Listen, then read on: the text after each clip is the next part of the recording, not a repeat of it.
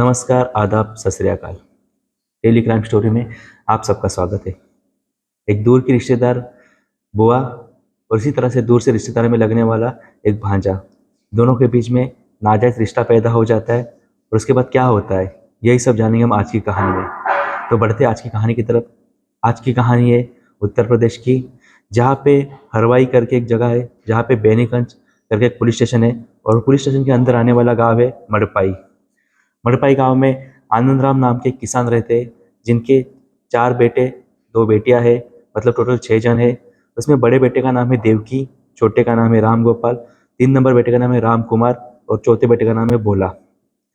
आनंद कुमार की खुद की खेती थी और किसी और की खेती भी वो किराए पे लेना और उसको करते हुए कुछ आधे आधे हिस्से में बंटवारा कर देना, यही इनका काम था। एक दिन सुबह सुबह जो उनका 3 नंबर का बेटा था राम कुमार, वो सुबह खेत में पानी देने के लिए घर से निकलता है, लेकिन वो घर पे वापस आता ही नहीं। सुबह होने के पर गांव में शोर मच जाता है कि गांव खेत के साइड में, रास्ते के साइड में राम कुमार की लाश गिरी हुई है। घर वाले दौड़ते हुए खेत की तरफ आते हैं और शोर शराबा चालू हो जाता है। देखते ही देखते ये बात पूरी गांव में फैल जाती है, पुलिस स्टेशन तक पता चल जाता है। वहाँ पे फिर बेईगंज पुलिस वाले आ जाते, लाश को बरामद करते थे, वहाँ की तहकीकात करते थे और लाश को पोस्टमार्टम के लिए भेज देते हैं। पुलिस पहले तो पिता से पूछताछ चालू कर देती है। तो पिता कहते हैं कि हमारे बीच आपको किसी पे शक है या किसी पे आपको डाउट है, लेकिन पिता कहते हैं कि नहीं, हमारे किसी के साथ कोई दुश्मनी नहीं है, ना ही किसी के ऊपर शक है। फिर जो उनका बड़ा बेटा है देवकी, वो एक एफआईआर दर्ज करता है, जो कि एक अनजान इंसान के खिलाफ, कि किसी ने मेरे भाई को मार डाला। लेकिन पुलिस को पता था कि जिस जगह से धुआं निकलता है वहीं कहीं पे आग लगी हुई रहती है। पुलिस पिता की पूछताछ के बाद वह गांव में पूछताछ चालू कर देती है। तो उनको जो बात पिता को पता नहीं थी, वही बात पूरे गांव वालों को पता थी कि राम गोपाल और किसी लड़की का एक नाजायज रिश्ता है, एक नाजायज संबंध चल रहे हैं। गांव वालों के साथ बात होने के बाद पुलिस के सामने 2 नाम आते हैं, 2 सस्पेक्ट आते हैं और पुलिस तुरंत उनके घर पे चले जाती है उनको पकड़ने के लिए। लेकिन जब पुलिस घर पे चले जाती है तब देखते हैं कि वो दोनों भी भाग चुके हैं घर से। तब पुलिस का शक पूरे यकीन में बदल जाता है कि इन दोनों ही कुछ तो किया हुआ है। पुलिस उनको ढूंढना चालू कर देती है। तब पुलिस को पता चल जाता है कि ये दोनों भी ये नज़दीक के खेत में छुपे हुए हैं और पुलिस उनको वहां से अरेस्ट कर लेती है। उसी टाइम पे एक महेश नाम का लड़का था, जो सुबह सुबह अपने ही खेत में जा रहा था और वो राम गोपाल के पीछे से चल रहा था। तो उसने खून होते हुए देखा था कि 2 आदमी पीछे से आते हैं कुराडी लेके और राम गोपाल को मार देते हैं। जब महेश ये सब देखता है तब पूरी तरह से डर जाता है और उसी कोने में छुप जाता है। जब उन दोनों का काम खत्म हो जाता है, जब वो राम कुमार को पूरी तरह से मार देते और जब वो घर की तरफ निकलने लगते हैं, तभी वो देखते हैं कि महेश ने उनको देखा हुआ है और वो महेश को देखने के बाद महेश का पीछा करना चालू कर देते। महेश तब भागना चालू कर देता है। थोड़ी देर भागने के बाद वो महेश को तुरंत पकड़ लेते। तब महेश पूरी तरह से डरा हुआ रहता है और उनसे माफ़ी मांगता है कि मैं किसी को कुछ नहीं बताऊंगा, प्लीज़ आप मुझे छोड़ दे, नहीं तो आप मुझे भी मार डालोगे। इसकी बातें सुनते हुए दोनों कहते हैं कि ठीक है, मैं तुम्हें छोड़ देता हूँ, लेकिन तुम ये बात किसी को बताऊंगा नहीं। लेकिन जब ये पूरा घटनाक्रम पुलिस ने सबके सामने लिया, जब दोनों क्रिमिनल को पकड़ा गया, तब महेश ने बताया कि ये पूरी घटना उसने अपने आंखों से देखी हुई थी। तो आखिर क्या थी ये घटना और क्यों राम गोपाल को मार। मड़पई एक बहुत ही छोटा सा गांव है और छोटा गांव होने की वजह से हमारे जो भी सारे रिश्तेदार होते हैं वो नज़दीक गांव में आसपास ही रहते हैं। मतलब मामा मामी या चाचा जी वो हमारे आसपास ही रहते हैं। उसी गांव में राजकुमार भी रहता था, जिसकी उम्र अब 20 साल थी और वो कॉलेज भी जाता था।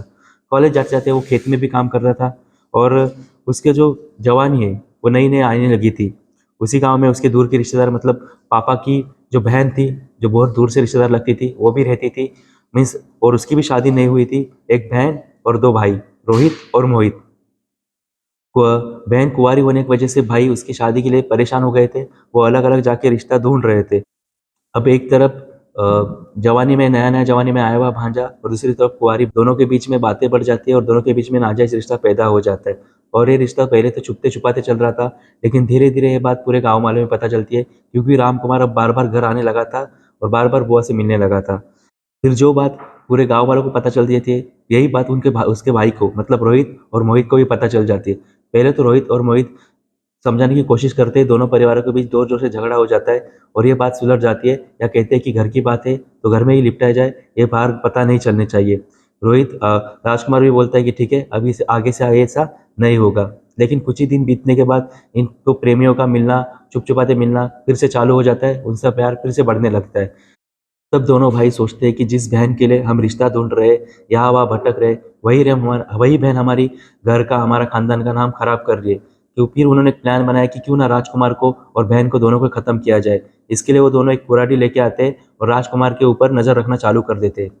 रविवार की रात वो उसी रविवार की रात वो दोनों अपनी छत पे सोए हुए रहते हैं। तब उन दोनों में से एक जन कोई देखता है कि रामकुमार सुबह सुबह अपने घर से कुछ 5-6 बजे घर से निकला हुआ है खेत की तरफ। दोनों भी उठ जाते हैं और रात में जो कुऱ्हाड़ी खरीदी हुई रहती है वो साथ में रहते हैं, उसके पीछे दौड़ना चालू कर देते हैं। उसके पीछे लगते हैं, उसको पकड़ लेते हैं और उसके गले के ऊपर कुऱ्हाड़ी से घाव कर देते हैं, जहाँ पे वो वहीं पे दम तोड़ देता है। और उन्होंने सोचा था कि राजकुमार को मारने के बाद अब वो घर जाएंगे और उसकी बहन को भी खत्म करेंगे। लेकिन बीच में उनको महेश मिल जाता है और महेश को समझाने के समझाते टाइम बहुत टाइम हो जाता है, तब तक की सुबह हो जाती है। जैसे ही सुबह हो जाती है, गाँव में चहल-पहल चालू हो जाते हैं, लोग घूमना चालू हो जाते हैं और गाँव में लाश मिलने की वजह पूरे गाँव में शोर-शराबा चालू हो जाता है। तो वो दोनों भाई डिसाइड करते हैं कि क्यों ना आप खेत में ही छुपा जाए।